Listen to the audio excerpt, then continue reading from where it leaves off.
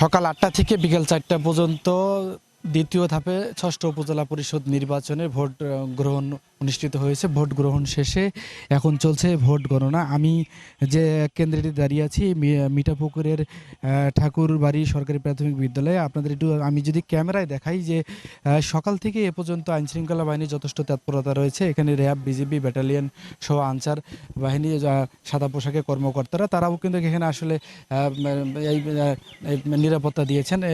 এই যে আমি যে কেন্দ্রে দাঁড়িয়ে আছি এখানে সকাল থেকে এ পর্যন্ত শান্তিপূর্ণ পরিবেশেই ভোট গ্রহণ হয়েছে। ইতিমধ্যেই মিঠাপুকুর উপজেলার সটিবাড়ি মহাবিদ্যালয়ে জাল ভোট দিতে গিয়ে রাশেদ ও রুমান নামে দুজনকে আটক করেছে পুলিশ।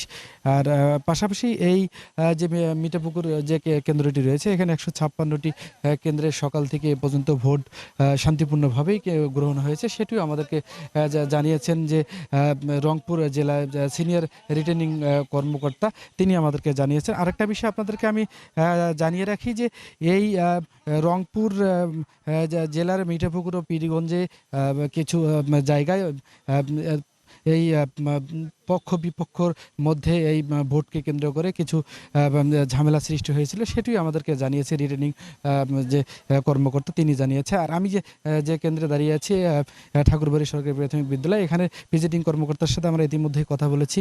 তিনি এমনটাই আমাদেরকে জানিয়েছেন যে এখানে কোথাও কোনো অপ্রীতিকর কোনো ঘটনা ঘটেনি, তবে শান্তিপূর্ণ পরিবেশেই কিন্তু এই ভোট গ্রহণ অনুষ্ঠিত হয়েছে। এখন চলছে ভোট গণনা। তবে এই রংপুর বিভাগের ৮ জেলায় ২১টি উপজেলায় ষষ্ঠ ধাপের উপজেলা পরিষদ নির্বাচন সকাল ৮টা থেকে বিকাল ৪টা পর্যন্ত ভোট গ্রহণ হয়েছে, সেটিও আমাদেরকে জানিয়েছেন নির্বাচন কর্মকর্তা। আমি যদি আপনাদের আরেকটু জানাতে চাই যে এই ভোট গ্রহণ শেষে যে চলছে ভোট গণনা, এই ভোট গণনা ষেষেই কিন্তু নির্বাচন কর্মকর্তা তাদের প্রার্থীদের ফলাফল ঘোষণা করবেন, সেটিও আমাদেরকে জানিয়েছেন। এই ষষ্ঠ উপজেলা পরিষদ নির্বাচনকে ঘিরে উৎসবমুখর পরিবেশে অন্যান্যবারের তুলনায় এবারে নির্বাচন অনুষ্ঠিত হয়েছে, সেটিও আমাদেরকে জানিয়েছে আইনশৃঙ্খলা বাহিনীর কর্মকর্তা। তবে এ বিষয়ে আমরা আইনশৃঙ্খলা বাহিনীর যে কর্মকর্তা রংপুর জেলা পুলিশ সুপার ফিরদৌস আলী চৌধুরী, তার সাথে আমরা কথা বলেছি।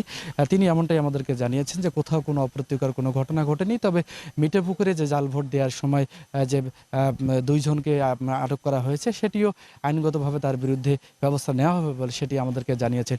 এই ছিল ভোট গণনার ষষ্ঠ ধাপের উপজেলা পরিষদ নির্বাচনের আমার কাছে সর্বশেষ সংবাদ। Abdur Rahman Rasel, global television, Rangpur.